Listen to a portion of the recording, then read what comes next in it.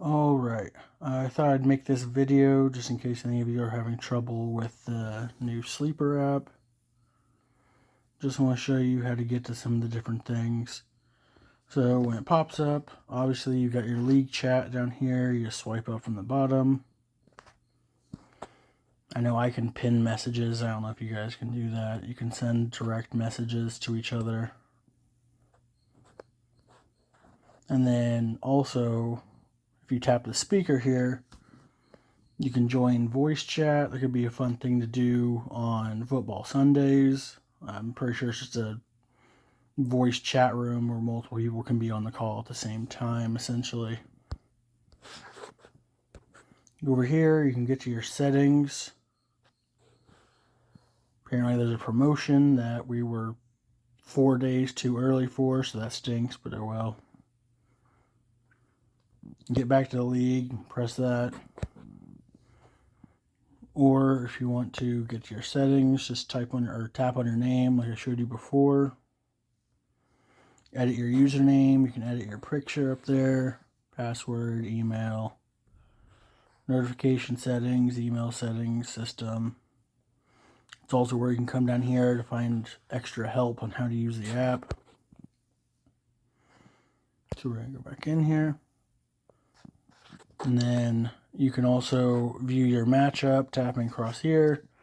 If you click on one of those little characters, apparently it makes it your mascot. I accidentally clicked on the troll, and once you click on it, I guess that's what you're stuck with unless you want to pay money.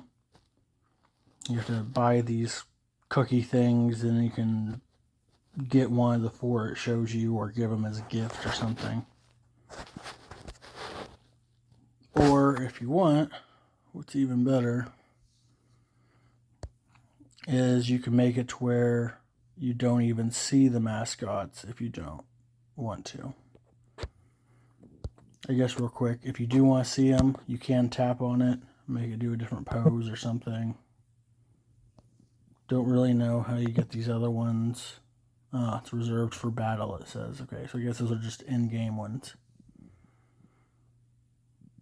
Anyway, so then you can also go to League. Go to League settings. The biggest thing over here is you can further customize your notifications and specify exactly what it pings you for. Free agent transactions, trades, trade block, player interest, waivers, all the stuff you can see through here, mascot messages.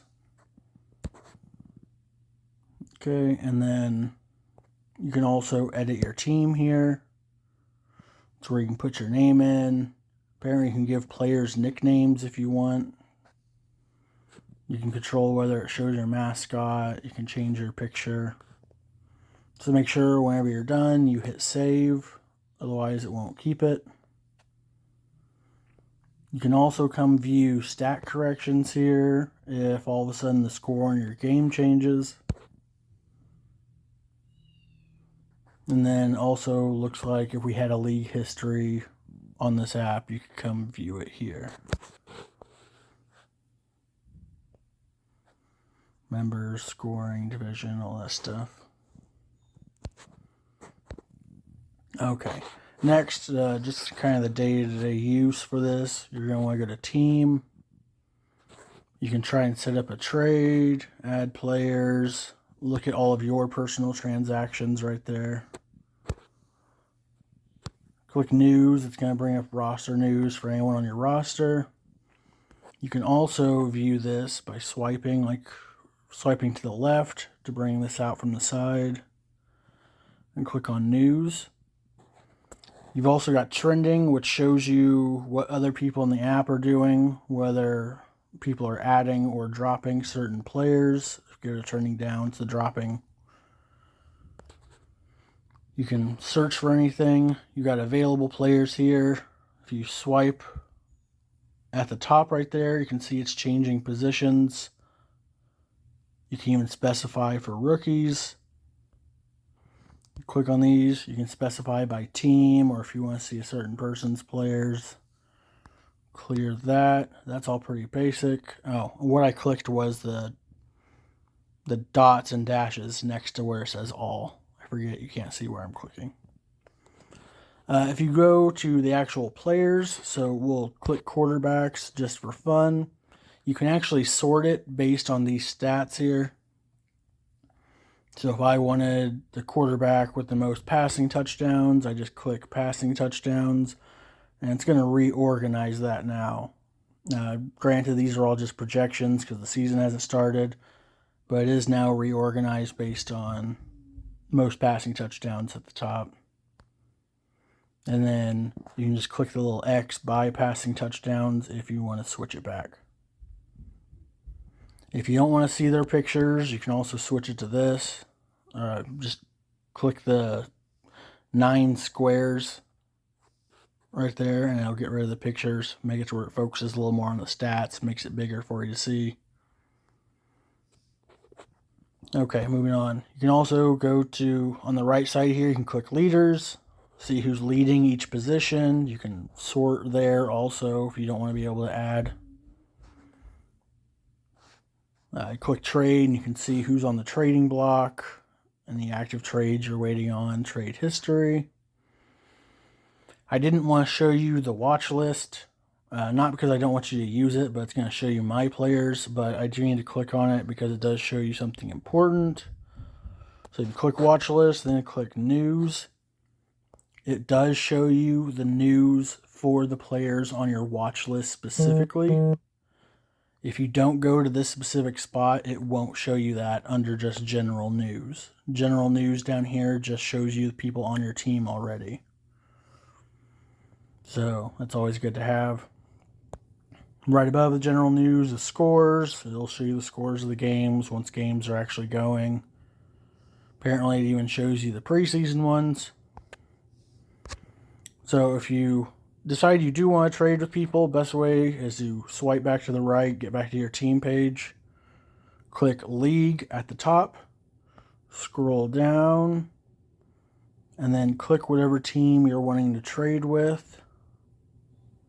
Unless you're looking for who has a specific player, and then you're going to want to pull this back up over here to the right and just